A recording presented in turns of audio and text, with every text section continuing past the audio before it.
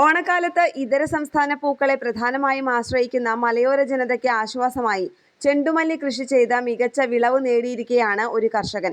കൊടിയത്തൂർ സ്വദേശി പുതിയോട്ടിൽ മുഹമ്മദ് അലിയാണ് 50 സെന്റ് സ്ഥലത്ത് പൂക്കൃഷി ചെയ്ത് വിജയം കൊയ്തത്. പൂക്കൃഷിയിലൂടെ ലഭിക്കുന്ന വരുമാനത്തിനൊപ്പം ചിങ്ങമാസത്തിൽ കൃഷിയിടങ്ങളിലുണ്ടാകുന്ന നിമവിരകളെ പ്രതിരോധിക്കുക കൂടിയായിരുന്നു ചെണ്ടുമല്ലി കൃഷിയുടെ ലക്ഷ്യം.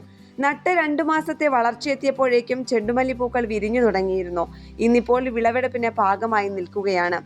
കൊടിയത്തൂർ അയ്യൻകുഴിയിൽ 2 ഏക്കറോളം സ്ഥലത്ത് മുഹമ്മദ് അലിക്ക് കൃഷിയുണ്ട്. ഇതിൽ 50 സെന്റ് സ്ഥലത്ത് പൂക്കൃഷിയും ബാക്കി റെഡ് ലേഡി, പപ്പായ, ചേന, കപ്പ, പച്ചക്കറികൾ എന്നിവയുമാണ്.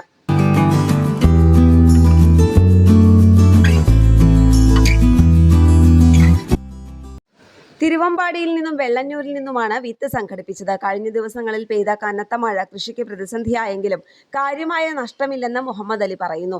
ലാഭത്തിനപ്പുറം മനസ്സിനും ശരീരത്തിനും ഉന്മേഷം ലഭിക്കുന്നതാണ് കൃഷിയെന്നതാണ് മുഹമ്മദ് അലിയുടെ ഭാഷ്യം. കൃഷിക്ക് കൊടിയത്തൂർ കൃഷിഭവന്റെ സഹായം ലഭ്യമായതും ആശ്വാസമായി.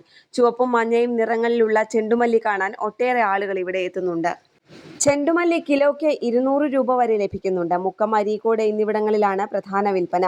ചെണ്ടുമല്ലി കൃഷിയുടെ വിളവെടുപ്പ് ഗ്രാമപഞ്ചായത്ത് പ്രസിഡന്റ് ദിവ്യ ഷിബു ഉദ്ഘാടനം ചെയ്തു. പഞ്ചായത്ത് അംഗങ്ങൾ, കൃഷിവകുപ്പ് ഉദ്യോഗസ്ഥർ, നാട്ടുകാർ തുടങ്ങിയവർ ചടങ്ങിൽ പങ്കെടുത്തു.